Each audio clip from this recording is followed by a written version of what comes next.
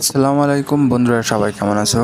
আমরা হয়তো ভালো আছি, ভালো নেই আমাদের গাজাবাসীর মুসলমান ভাইরা। গাজাবাসীকে দেখলে মনে হবে এটা নাটক সিনেমার মতো একটা দৃশ্য, যা দেখলে মনেই হবে না যে আমরা বাস্তবতার মুখে রয়েছি। সেই বিষয়ে আজকে আমরা আলোচনা করব। আজকের এই ভিডিওতে আমরা কথা বলবো সেই জনপদের কথা, যেখানে প্রতিদিন ভাঙছে ঘর, কাঁদছে শিশু, হারিয়ে যাচ্ছে স্বপ্ন। হ্যাঁ, আমরা কথা বলছি ফিলিস্তিনের। 2025 সালে গাজা ভূখণ্ড এখনও অবরুদ্ধ, খাবার, পানি, ঔষধ সবকিছুরই সংকট।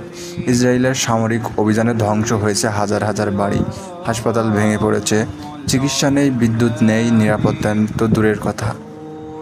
জাতিসংঘ বলেছে এটা মানবিক বিপর্যয়, কিন্তু বড় বিশ্ব শক্তিগুলো যেন নীরব দর্শক।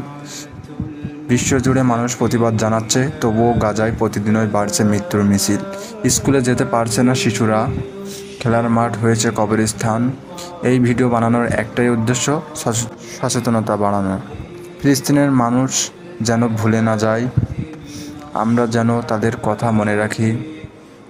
তোমরা একটা শেয়ার, একটা লাইক, একটা কণ্ঠ হয়তো বদলে দিতে পারে অনেক কিছু। ভিডিওটি ভালো লাগলে লাইক দাও, কমেন্ট করো, আর অবশ্যই শেয়ার করে আওয়াজ তোলো। ফিলিস্তিনের পাশে থাকো, মানবতার পাশে থাকো। Free free Palestine, free Palestine.